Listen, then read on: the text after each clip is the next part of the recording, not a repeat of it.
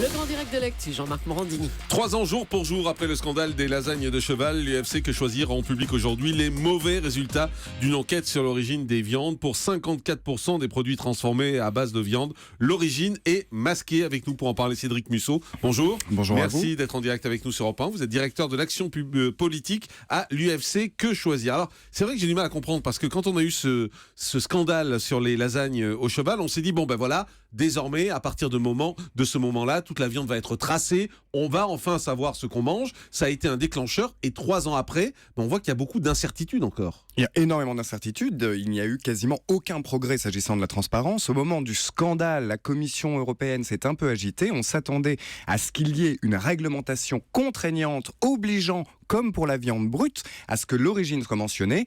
Et l'Europe s'est couchée, renvoyant finalement à l'autorégulation, c'est-à-dire on fait confiance aux industriels pour être transparent. Donc nous avons voulu enquêter, et l'enquête de l'UFC Que Choisir, elle souligne que la transparence, elle n'est pas au rendez-vous, l'origine est masquée pour plus de la moitié des produits. C'est quand même pas anodin, puisqu'on parle de produits transformés. Il faut savoir qu'aujourd'hui, la consommation de viande brute se réduit au profit des plats transformés, et clairement, l'origine, elle a un enjeu en termes d'information des consommateurs et elle a aussi un enjeu en termes de santé publique. Parce que le scandale des lasagnes au cheval, ça a été un scandale alimentaire, mais ça a été aussi un scandale sanitaire, trop tue, puisque il y avait de la viande de chevaux qui avaient été vaccinés. Or, de la viande d'un cheval vacciné n'a pas à entrer dans la consommation humaine, c'est totalement interdit.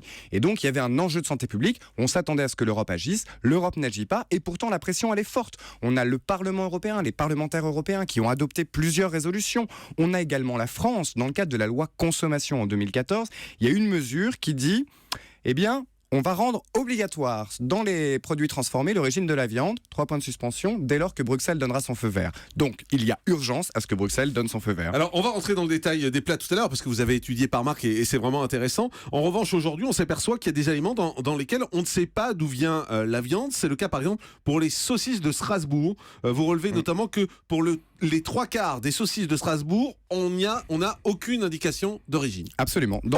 Aucune indication d'origine. Vous n'avez pas l'origine nationale. Et alors, les industriels nous ont dit, mais c'est extrêmement complexe pour les produits transformés. C'est compliqué. Mais dans les saucisses de Strasbourg, il y a quoi ? Il y a de la chair et du gras. Donc, c'est pas un produit complexe. Pourquoi ? Pour les saucisses de Strasbourg, ce serait compliqué de mentionner l'origine de la viande. C'est le cas aussi pour 62% des nuggets de poulet. On ne sait pas d'où ça vient. 87% des charcuteries et volailles. Alors, le pire, c'est les sandwichs au jambon.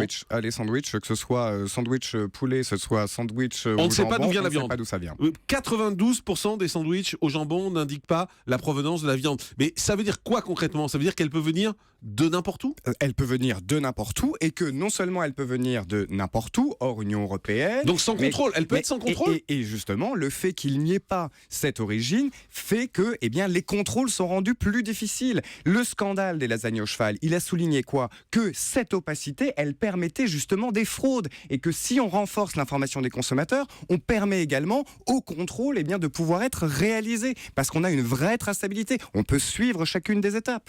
Ce qui est assez incroyable, c'est qu'il y a des marques qui font de gros efforts. Faut le dire aussi, on tape beaucoup dessus, mais il y a des marques qui font des gros efforts, qui sur 100% de leurs produits signalent la provenance. On va les citer parce qu'elles le méritent. C'est Le Gaulois, Charal, Marie, Findus et Zapetti. Voilà, c'est Absolument. des marques qui jouent le jeu de la produits, transparence. jouent le jeu. Et il y a d'autres marques qui sur aucun produit n'indiquent la provenance de la viande. C'est Sodebo, Père Dodu et Dalina qui n'indiquent pas d'où vient la viande. Mais on peut rien faire contre ça. Tant que...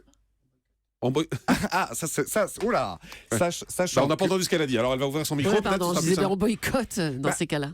En tout cas, au-delà du fait pour le consommateur de jouer son rôle de régulateur, il faut surtout que l'Europe, elle avance vers cette information. On a eu le scandale de la vache folle. Suite au scandale de la vache folle, il y a une obligation réglementaire, traçabilité, origine des viandes. On a eu le scandale des lasagnes au cheval. Est-ce qu'il va falloir attendre un scandale sanitaire d'encore plus grande ampleur pour que l'Europe se réveille ? Non, il y a urgence à ce qu'on avance sur une véritable information des consommateurs. Il y a 70% des consommateurs européens qui réclament cette information.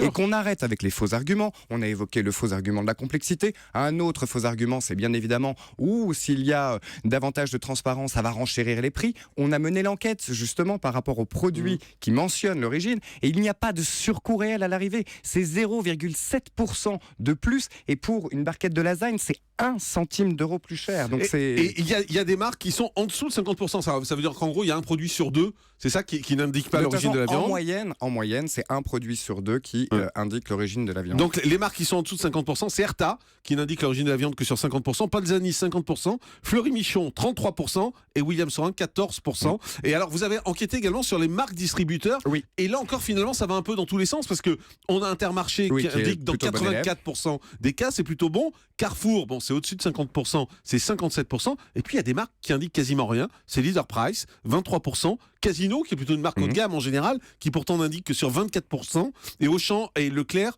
32%, Système U, 48%. Est-ce que les consommateurs ne peuvent pas faire pression? Est-ce qu'on ne peut pas faire, nous, quelque chose pour exiger? C'est ce qu'on essaye de faire, justement. Donc, qu'est-ce qu'on fait des pétitions, et bien que les consommateurs saisissent leurs parlementaires, mettent la pression aussi sur leurs parlementaires pour que la voix de la France porte à Bruxelles, mais indépendamment de la situation française, il faut que l'ensemble des pays européens et des consommateurs européens se mobilisent pour faire bouger la Commission européenne. Mais le gouvernement se désintéresse de ce problème aujourd'hui? Il s'en est pas désintéressé parce qu'il a légiféré, mais on peut dire que la pression de la France, elle a été forte par le passé, elle l'est un peu moins aujourd'hui. Voilà, cette enquête sur l'origine des viandes, grande enquête UFC, que choisir. Merci Cédric Musso d'avoir été avec nous. Je rappelle que vous êtes directeur de l'action politique à UFC. Bonne journée à choisir dans un instant. Le dernier mot, à tout de suite. Europe 1